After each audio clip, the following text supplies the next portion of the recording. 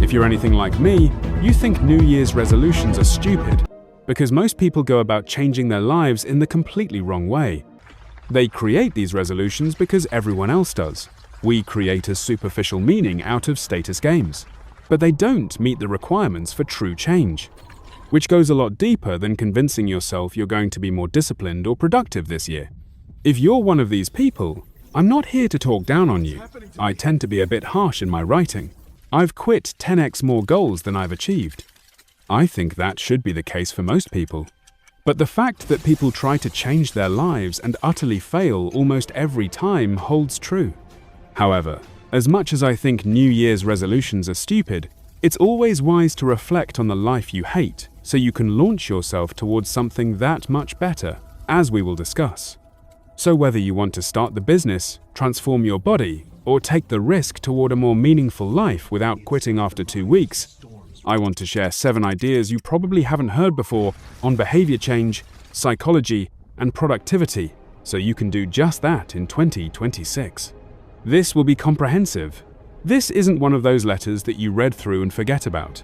This is something you will want to bookmark, take notes on, and set aside time to think about. The protocol at the end, to dig deep into your psyche and uncover what you truly want in life, will take about a full day to complete, with effects that last far longer than that. Let's begin. Okay, let's just jump right in. Fix your entire life in one day. I mean, that's a pretty bold claim, right? But what if the problem isn't actually your life? What if it's let's call it the operating system that your life is running on? Well, today we're going to break down a really powerful protocol designed to give you that exact system reboot. And come on, let's be real. Who doesn't feel this on some level? You know the drill. You get all excited, you start strong, and then it all just kind of fizzles out. You slide back into your old habits, and you're left with this quiet, annoying feeling of guilt. It's exhausting. But here's the thing. There's a very specific reason we all get caught in this trap. So, this brings us to the core issue, what we're calling the New Year's resolution lie.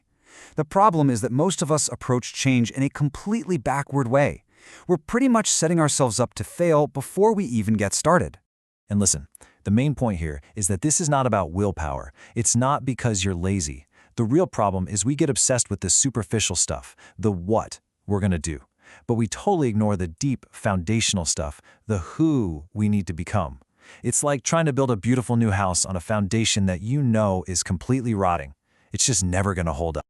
Okay, this next part, this is the absolute heart of this whole thing.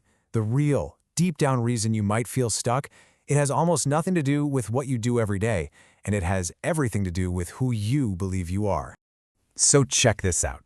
We pour all of our time and energy into what you could call second-order changes, just trying to tweak our actions. But the real, deep, lasting transformation, that only comes from a first-order change, shifting your actual identity. Because when you change who you are, the right actions just sort of follow along naturally, almost without even trying. I mean, think about someone you know who's just incredibly fit. Do you think they have to grind every day to eat healthy? No way. For them, eating a bunch of junk food would feel like the real grind. You see, their actions aren't some epic struggle against their identity.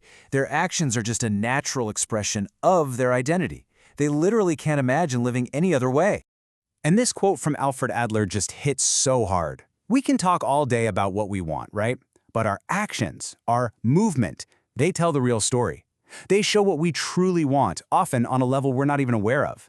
Your daily habits are a brutally honest reflection of your current goals, whether you like them or not. Now, there's a fancy psychological term for this. It's called teleology. But don't worry about the word. The idea is a total game changer. It basically says that every single thing you do has a purpose. You know, procrastinating on that big project, you might call it laziness. But what if the unconscious goal is actually to protect yourself from the fear of failure or judgment? Your actions are never random. They are always serving some kind of hidden goal. So that begs the question, right? If our actions are all driven by these hidden goals, where the heck do the goals come from? Well, they come from our identity, the mind's operating system. And just like the OS on your phone, it was built piece by piece over time. And now it just runs in the background, quietly keeping everything exactly the way it is. So let's look at how this OS gets installed. It all starts with a simple goal. Maybe as a kid, the goal was just to feel safe. So you act a certain way, and hey, it works. You get some positive feedback, so you do it again and again. Soon, that behavior becomes automatic. Then it hardens into a belief. I am the kind of person who, and here's the final, most powerful step. You start to fiercely defend that identity because being inconsistent feels deeply, deeply unsafe. And that is why real change is so incredibly hard.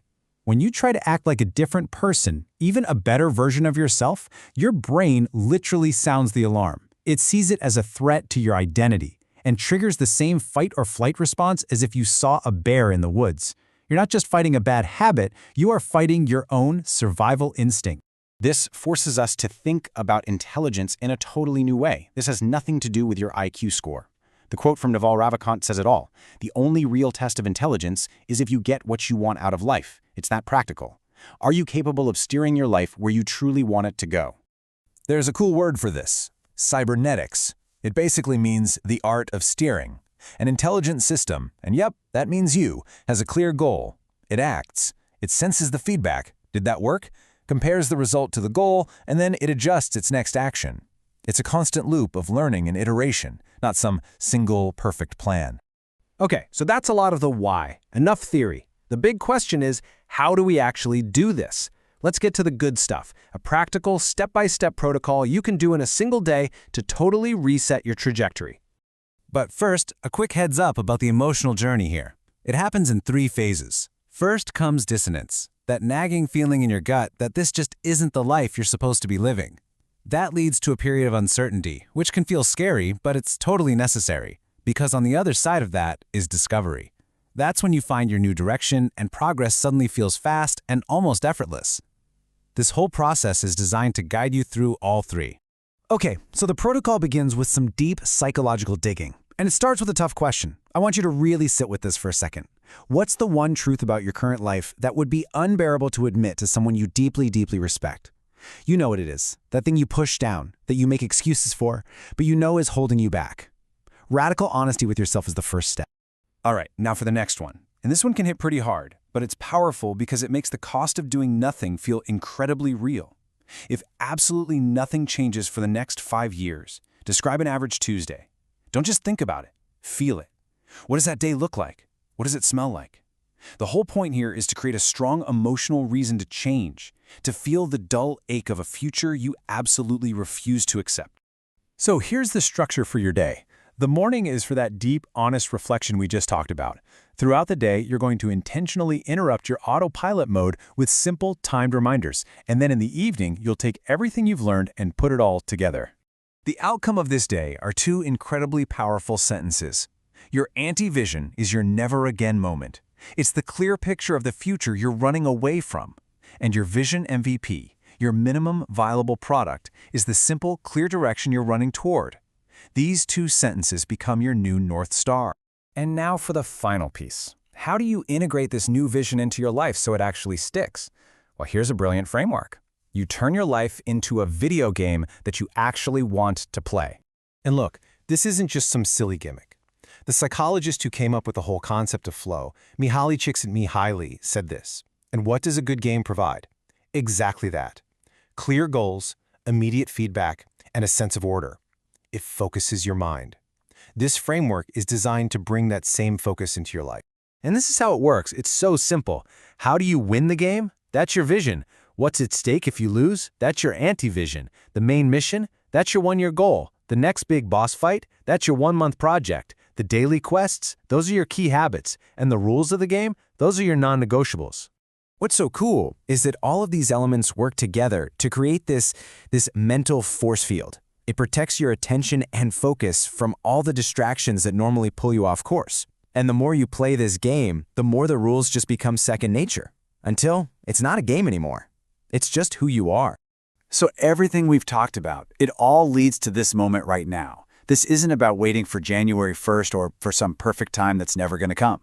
Based on everything you've just heard, the game has already started. So the only question left is, what's your first move?